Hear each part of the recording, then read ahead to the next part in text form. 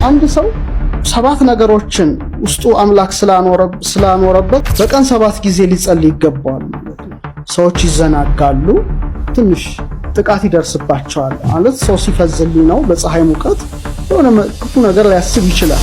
ተነስቶ በጸሎት ይቋቋመዋል እንደማለት ሰው አሁን ለአምላኩ እጁን ሲዘረጋ 7 ነገሮች ይተባበራሉ። አይተናል። አሁን በደንብ ከትከሻው እስከ ክርኑ ከክርኑ እስከ መዳፉ ድረስ ያለው 7 ነው። ሰው ሲሰግድም 7 ነገሮች ነው መሬት መንካት ያለበት። 7ቱ በጣም ወሳኝ ነገሮች ናቸው። እግዚአብሔርን ብርሃን በላያችን እንዲበራ መቅደሱ ለመሆን ማለት ነው። እና መጨረሻ ደረጃ ላይ ደረሰ ሆተ አይምሮ የአይምሮ ደጃፍ ሄኖክ የተገለጸለት ደጃፍን ያውቀዋል።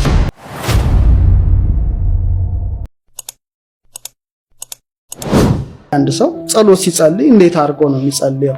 ምሳሌ አንሱ እደዊክሙ ይላል መጽሐፍ መንፈሳዊት መጽሐፍ ደጋግሞ እጃችሁን ለጸሎት አንሱ ይላል። እንዴት አድርጎ ነው የሚያነሳው? ለምንስ ነው የሚያነሳው ነው? ዝም ብሎ እኮ አይነሳም።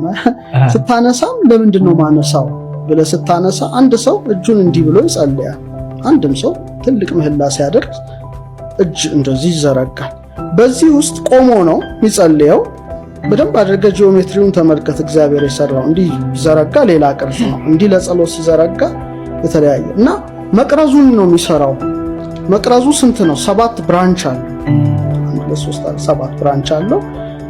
መሃለኛው ዋና መጋቢ ነው። 4ኛው ልክ ሴንተሩ ላይ ለምሳሌ ጥንት በኦሪቱ ሌዋውያን ካህናት ይመጡና ንጹህ ዘይት ይጨምሩበታል። መሃሉ ላይ ሴንተሩ ላይ ያ ዘይት እየተበተነ በመቅረዙ በ6 ውስጥ ገብቶ በብርሃን ይንቀለቀላል ነው። ስለዚህ ሰው ለጸሎት አምላኩን ለማመስገን እጅ በጣም ትልቅ ኃይል አለው። እጁን እንዲህ ሲዘረጋ መቅረዙን ይሰራል። በእኛ ምን እንለዋለን? ይሄ መትከፍ ይባላል። ትከሻ መታከፍት፣ እነዚህ ትከሻ ከትከሻው ይሄ ደግሞ ሁለቱ ኩርና ወይም ክርን እንለዋለን። ይሄ ደግሞ ሁለቱ ምሳሌ ከዚህ እስከዚህ 1 ነው፣ ከዚህ እስከዚህ 2 ነው። 3ኛ የሚዘረጋው መዳፉ ነው። ራህት ይባላል። ይሄንን የምትመለከተው 1 ነው፣ እዚህ ጋር 2 ነው፣ 3 ነው ማለት ነው። 6 ሆነ ማለት ነው። ስለዚህ እንዲህ ብሎ ይዘረጋል ነው። ፊደል ሃን ይሰራል ፈልግ ሃ ራሱን ችሎ እንትን ነው እና ይዘረጋል። መሃሉ ደግሞ ቅድማህ ከምንላት ሴንተር ጀምሮ እስከ ታች ድረስ ቆሟል። እንደ መቅረዙ ሴንተር ማለት ነው። ሰው እጁን ይዘረጋል ማለት ነው። ወደ አምላኩ እንዲማጸና መቅረዝ ሰርቶ ይቀበላል ከአምላኩ ጸጋ ማለት ነው። በምንጸልይበት ሰዓት ሁሉ እጃችንን ስንዘረጋ መቅረዝ ሆነን እንገለጻለን። አላይን ያደርጋል ከእግዚአብሔር መንፈስ ወከመንፈስ ጋር መቅረዙ ይሰራል። ስለዚህ እግዚአብሔር ጸጋ ደግሞ ይወርድበታል። ለምሳሌ ሐዋርያት በሰዓት ከላያቸው ላይ አረፈ ይላል። መንፈስ ቅዱስ ጸጋ እኮ ነው። ጸልየዋል፣ እጃቸውን ዘርግተው ሲማጸኑ ነበር። ይሄ ማለት ስጠኝ ነው። እጅ ይቀበላል፣ እጅ ይሰጣል አይደል እንዴ? ከአምላክ ይቀበላል። ሲባርክ ደግሞ እንደዚህ ሲጭን በረከትን ያስተላልፋል። ስለዚህ መቅረዙን ሰራ ማለት ነው። 1 2 3 1 2 3 የመሃለኛውን መቅረዝ ሰርቷል። አንድ ሰው 7 ነገሮችን ውስጡ አምላክ ስላኖረበት በቀን 7 ጊዜ ሊጸልይ ይገባዋል ማለት ነው። ጸሎት ጊዜያት 7 ናቸው። ዳዊት በቀን 7 ጊዜ ያመሰግንሃለሁ ይላል።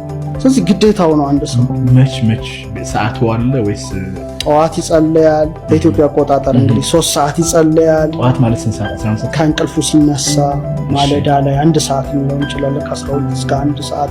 ምክንያቱም ሌሊቱን ያሁን ጨለማ ብዙዎች እዛው በተኙበት አንቀላፍተዋል እና ይሄን ብርሃን ሰጥቷል። አዳምም የተፈጠረበት ሰዓት ነው ጠዋት። 3 ሰዓት ደግሞ እንደገና እንጸልያለን። 3 በጣም ብዙ ነው። ከሔዋን ተፈጥሮ ጋር ይገናኛል። ቅድስት ድንግል ማርያም ብስራትን የሰማችበት ሰዓት ነው። 3 ሰዓት ደግሞ ጌታችንም የተገረፈበት ሰዓት ነው። በድጋሚ ለሐዋርያት መንፈስ ቅዱስ የወረደበት ሰዓት ነው። 6 ሰዓት ሲል ቀትር ነው። ያው ፀሐዩም በጣም ከፍተኛ ነው። ሰዎች ይዘናጋሉ፣ ትንሽ ጥቃት ይደርስባቸዋል ማለት ሰው ሲፈዝልኝ ነው በፀሐይ ሙቀት የሆነ ክፉ ነገር ሊያስብ ይችላል። ስለዚህ ተነስቶ በጸሎት ይቋቋመዋል እንደማለት ነው። ክርስቶስም የስቅለት ሰዓት ነው እንደ ክርስትናው 6 ሰዓት ወሳኝ ነው። 9 ሰዓትም እንደዚሁ ጸሎት የሚያደርግበት ሰዓት ነው። ክርስቶስም ተፈጸመ ያለበት ሰዓት ነው። ሌላው ሰርክ ነው። ሰርክ የመጨረሻ የምጽአት ምሳሌ ነው። ከዛ ደግሞ ምሽት ላይ ይጸልያል ሰው ወደ አልጋው ከመሄዱ አስቀድሞ እስላም እንቅልፍ ብለው መንፈቀ ሌሊት ይነሳል። ብቻ ምንድነው 7 እንትኖችን ሊፈጽም ይገባዋል። አሁን ለአምላኩ እጁን ሲዘረጋ 7 ነገሮች ይተባበራሉ። አይተናል አሁን በደንብ ከትከሻው እስከ ክርኑ ከክርኑ እስከ መዳፉ ድረስ ያለው 7 ነው። ሲሰግድም 7 ነገሮች ነው መሬት መንካት ያለባቸው። ምሳሌ አንድ ሰው ሲሰግድ 7 ነገሮቹ ነው ስራ ነው። 1 2 እግሮቹ አይደል መሬት ይነካሉ። 2 ጉልበቶቹ መሬት ይነካሉ። 2 እጆቹ መሬት ይነካሉ። 6 ግንባሩ መሬት ይነካል ማለት ነው። 7 ነገሮች ነው። አምልኮ ስግደት ያቀርብበታል ማለት ነው። ስለዚህ 7 ነገሮች በጣም ትልቅ ጉዳይ ነው አሁን እያነሳን ያለነው።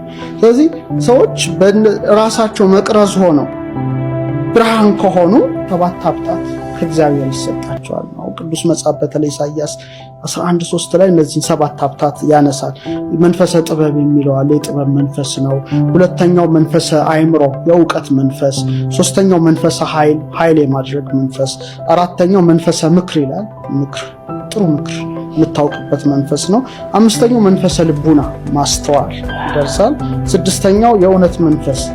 7ኛው መንፈሰ ፍርሃተ እግዚአብሔርን የመፍራት መንፈስ። እነዚህ 7ቱ በጣም ወሳኝ ነገሮች ናቸው።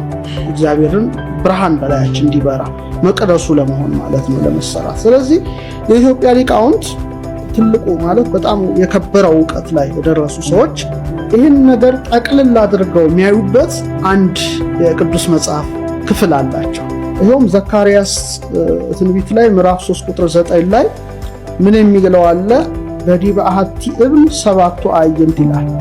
በአንድ ድንጋይ ውስጥ 7 አይኖች አሉ ይላል። እና ምንድነው ሁሉን እንደ አዲስ እፈጥራለሁ ይልና ግን በአንድ ድንጋይ ውስጥ 7 አይኖች አሉ ብሎ ይጽፋል። አሁን የኢትዮጵያ አባቶቻችን መምህራኖቻችን የጥንቶቹን በጻፏቸው ብራና መጻሕፍትን ስንፈትሽ እንግዲህ በዛ ውስጥ እንደኖረ ሰው ነው የምናገረው። ምክንያቱም ልምድ አዋላጅ አይደለም፣ በዛ ውስጥ የኖርኩ ሰው ነው። እና ትልቅ መጻሕፍት አሉ በዚህ ዙሪያ የተጻፉና ምን ይላል? አንደኛው ሳነበው እብንሰ አነ ገብርከ ይላል። ድንጋዩ እኔ አገልጋይ ነኝ ይላል ጸሐፊ፣ ኢትዮጵያዊ ጸሐፊ። አሁን ተመልከት፣ በአንድ ድንጋይ ላይ 7 አይኖች አሉ ብቻ ብሎ ነው የዘጋው። እና ሊቁ ምን አለ? እብንሰ አነ ገብርከ፣ ድንጋዩ እኔ አገልጋይ ነኝ።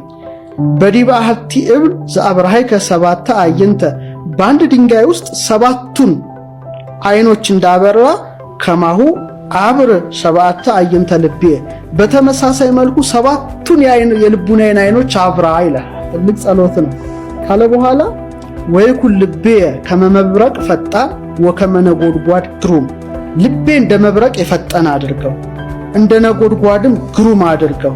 በቁልፈታቴ ጅማቴ የታሰረ በድንቁርና በጨለማ የታሰረውን ፍታው አምላኬ እያለ ልዑል እግዚአብሔርን ይማጸናል ነው። በጣም ወሳኝ ጉዳይ ነው። ስለዚህ እነዚህ 7ቱ አዕይንተ አልባብ ያላቸው እግዚአብሔር ለሰው የሰጣቸው ትልልቅ ነገሮች የራሳቸው ቦታ አላቸው። በቀመር ደረጃ ወደ 103 ይጠጋል። ቀመር አለው የራሱ ጉዳይ እና መጨረሻ ደረጃ ላይ የደረሰ ሆታ አእምሮ፣ የአእምሮ ደጃፍ ሄኖክ የተገለጸለት ደጃፍን ያውቀዋል።